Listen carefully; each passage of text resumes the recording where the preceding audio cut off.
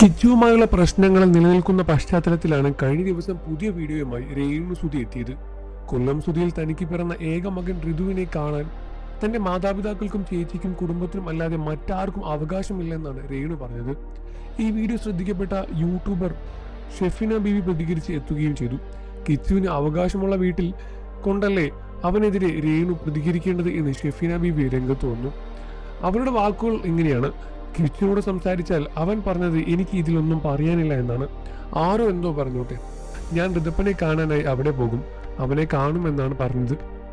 ഋതപ്പന് വേണ്ടി നീ നിൽക്കണമെന്നും രേണുവിന് എന്തെങ്കിലും സംഭവിച്ചാൽ കുട്ടിയെ രാഹുൽ നോക്കണമെന്നുമാണ് ഞങ്ങളുടെ സജഷൻ എന്നാണ് പറഞ്ഞത്. ഇതെല്ലാവരും പറയുന്നത് രേണുവിന് ഇഷ്ടപ്പെടുന്നില്ല. രേണുവിന് ഒന്നും സംഭവിക്കുന്നില്ല എന്ന ഗ്യാരണ്ടി തന്നെയാണ്. എനിക്ക് ഒരുപാട് പേര് മെഡിക്കൽ കോളേജിൽ ക്യാൻസറിന് ചികിത്സ വരുന്ന ഒരുപാട് പേരുടെ ചാർട്ട് അയച്ചു തന്നു. അതിനകത്ത് വിശദമായി ചികിത്സയ്ക്ക് എത്ര തയ്യാറാകുമെന്ന് പറഞ്ഞിട്ടുണ്ട്. ഏറ്റവും എക്സ്പെൻസീവായ ആശുപത്രിയാണ് കിംസ്. അതുകൊണ്ട് തന്നെ അവിടെ തന്നെയാണ്. പരിചയമുള്ള ഒരാൾ അർബുദത്തിന് ചികിത്സ തേടിയപ്പോൾ ആകെ ചിലവായത് 10 ലക്ഷം രൂപയാണ്. ഗവൺമെന്റ് ആശുപത്രിയിൽ ചികിത്സ നേടുന്ന വ്യക്തിക്ക് എത്ര രൂപ ചികിത്സയ്ക്ക് വേണ്ടി വരും എന്നതിനെ കുറിച്ചെല്ലാം എനിക്കറിയാം. രേണുവിന് ഒരു വാട്സാപ്പ് കൂട്ടായ്മയുണ്ട്, അതിൽ എല്ലാം ക്രമീകരിക്കുന്നുണ്ട്. രേണു സംബന്ധിച്ച പൈസ അവരുടെ അച്ഛൻ തങ്കച്ചൻ ഇപ്പോൾ പലിശയ്ക്ക് കൊടുക്കുന്നുണ്ട്. ഉപജീവന മാർഗം അങ്ങനെയും കണ്ടെത്താം എന്നുള്ളത് കൊണ്ടാണ് ചെയ്യുന്നതായിരിക്കാം. മകൾ പണം എങ്ങനെ സമ്പാദിച്ചാലും അത് പലിശയ്ക്ക് കൊടുത്ത് സൂക്ഷ്മമായി ജീവിക്കുന്ന മനോഭാവമാണ് കുടുംബത്തിൻ്റെത്. അസുഖം വന്നാലെങ്കിലും അല്പം ദൈവവിശ്വാസത്തോടെ ജീവിക്കാനല്ലേ നോക്കേണ്ടത്. പിന്നെ ബിഷപ്പിന്റെ വിചാരം അദ്ദേഹം മാർപ്പാപ്പയാണ് എന്നാണ്. കിച്ചു ഋതുവിനെ കാണാതിരിക്കാനുള്ള സൈക്കോളജിക്കൽ മൂവ്മെന്റാണ് രേണുവിന്റെ പുതിയ വീഡിയോ.